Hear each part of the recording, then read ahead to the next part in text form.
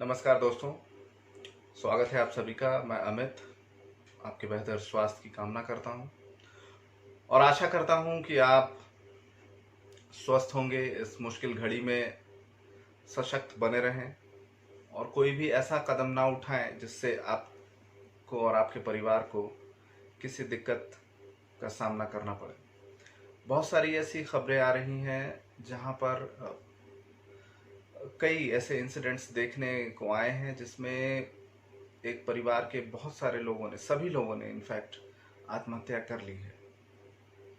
तो आप सभी लोगों से गुजारिश है कि प्लीज़ इस तरह का कोई कदम ना उठाएं, क्योंकि ये ना सिर्फ आपको बल्कि आपके आसपास के लोगों के मनोबल को भी तोड़ता है और हमारे समाज के लिए ये बड़ा दुखदाई होता जा रहा है कि लोग किस तरीके से जो सॉफ्ट टारगेट्स जिन्हें बोला जाता है वो होते जा रहे हैं।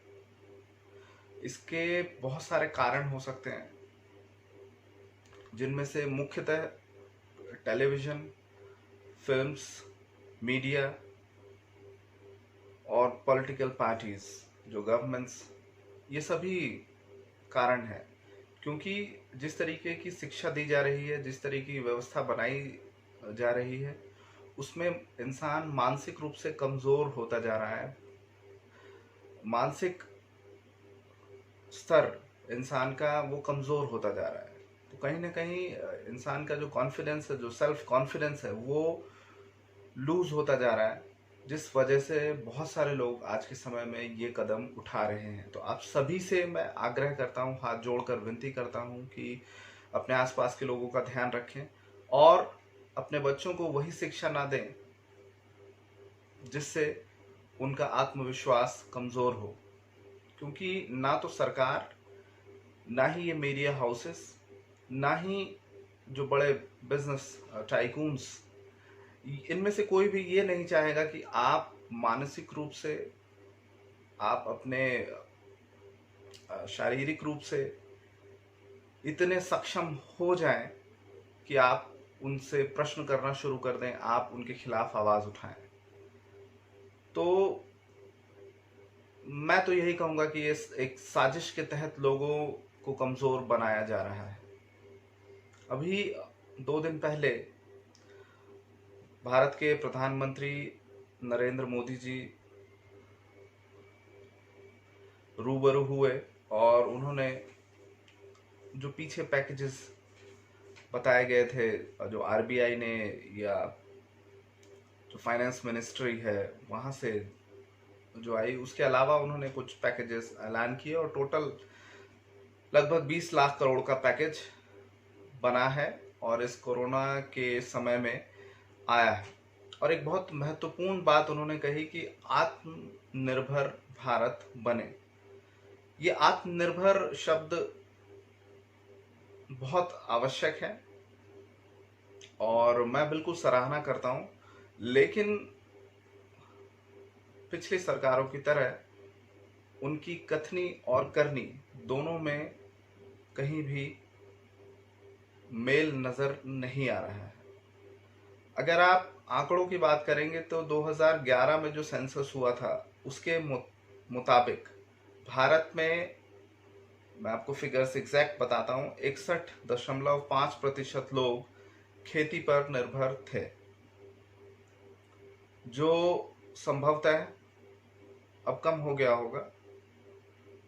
और जहां वो आत्मनिर्भरता की बात कर रहे हैं, तो मैं आपको छोटा सा एक आंकड़ा जो मैंने अपने पिछले वीडियो में भी शेयर किया था और इस वीडियो में भी आपके साथ शेयर करना चाहूँगा कि जो इंपोर्ट डेटा, मैं सिर्फ एग्रीकल्चर पॉइंट ऑफ व्यू से बात कर रहा हूँ, क्योंकि मुझे ऐसा लगता है कि खेती एकमात्र ऐसा जरिया है भारत के लिए जो भारत को भविष्य में मजबूती से आगे बढ़ा सकता है।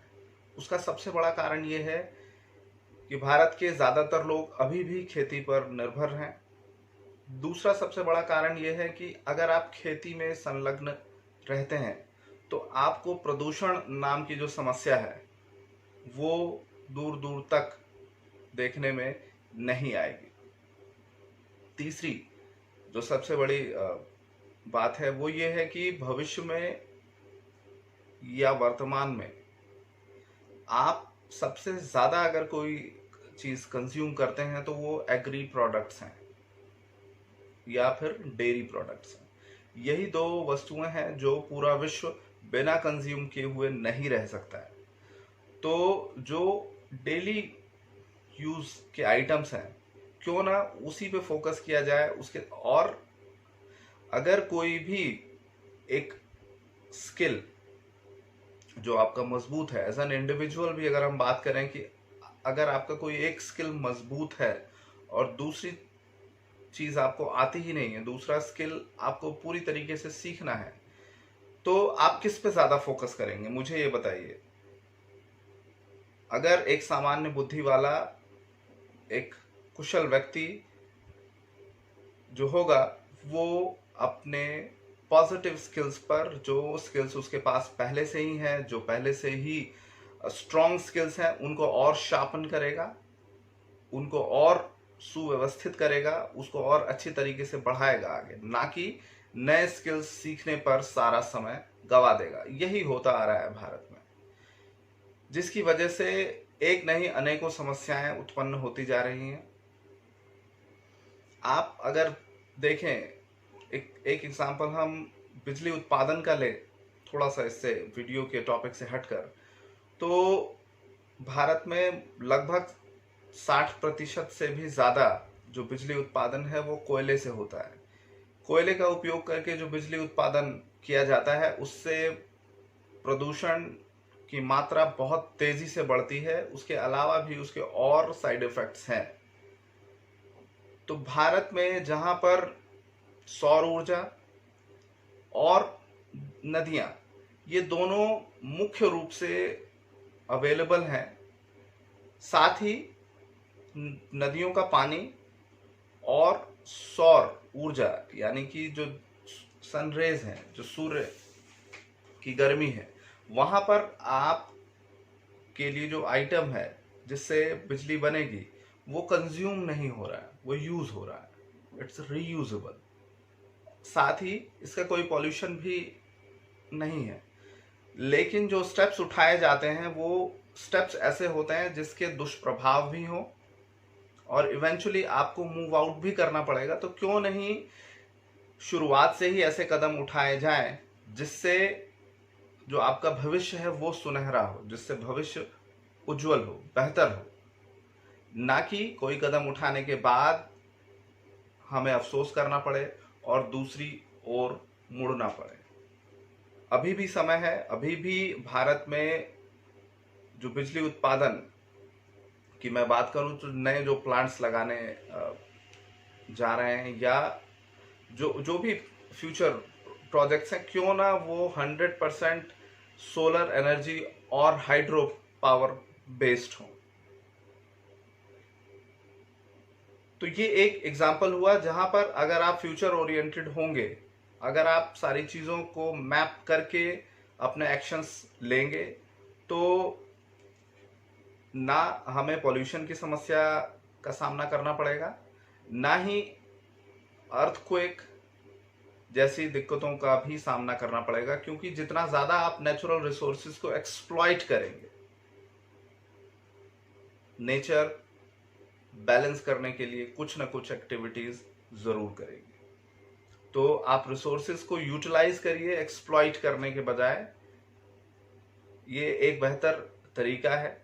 साथ ही जो मैं आपको एग्रीकल्चरल इंपोर्ट और एक्सपोर्ट की बात बता रहा था, जो आत्मनिर्भरता की बात थी, तो मैं आत्मनिर्भरता की अगर आपको मैं बात बताऊं तो जहां 2012-13 का मैं आपको डाटा बता रहा हूं, 2012 या 13-14 का डाटा लेते हैं जो यहाँ से पिछली गवर्नमेंट ने छोड़ा था, तो 25,444 करोड़ रुपए का एग्रीकल्चरल इंपोर्ट था, जिसको प्रेजेंट गवर्नमेंट ने अगले साल 34,917 करोड़ का किया इंपोर्ट।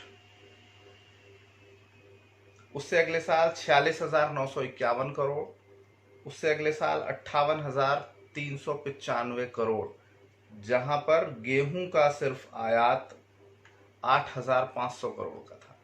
तो आत्मनिर्भर जहां पर आपको बनना चाहिए, वहां आप आत्मनिर्भरता को छोड़ रहे हैं, और जिन चीजों की व्यवस्था आपके पास नहीं है उसके पीछे दौड़कर आपके पास जो रिसोर्सेज अवेलेबल हैं, जिनको आप अपनी शक्ति बना सकते हैं, उसको तहस नहस करने पर लगे हुए हैं।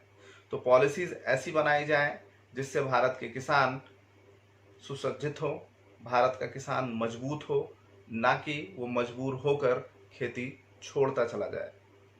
तो जो आत्मनिर्भर बनाने की बात कही गई है वो बहुत बेहतरीन है, लेकिन उसके साथ साथ मैं फोकस करना चाहूँगा, आप सभी लोगों का ध्यान भी इसी ओर दिलाना चाहूँगा कि एग्रीकल्चर जो सेक्टर है उस पर पूरा फोकस होना चाहिए, क्योंकि भारत का अभी भी बहुत सारा बेस एग्रीकल्चर पर ही है। तो मैं पूरी तरीके से government of India, Narendra Modi दोनों का ध्यान दिलाना चाहूँगा कि एग्रीकल्चर पर पूरा फोकस हो, प्राइमरी फोकस हो, जिससे आने वाला जो भविष्य है वो सुनहरा हो। आशा करता हूँ आप सभी को ये वीडियो में जो डेटा शेयर किया गया है उस पर कोई संदेह नहीं होगा। अगर संदेह है तो आप एग्रीकल्चरल जो अपीडा है, अपीडा की वेबसाइट पर जाकर ये डेटा क्रॉस चेक कर सकते हैं। तो इस वीडियो को ज़्यादा से ज़्यादा शेयर करें ताकि जो भारत का किसान है, भारत का आम नागरिक है, वो बेहतर जीवन जी सके। धन्यवाद। जय हिंद।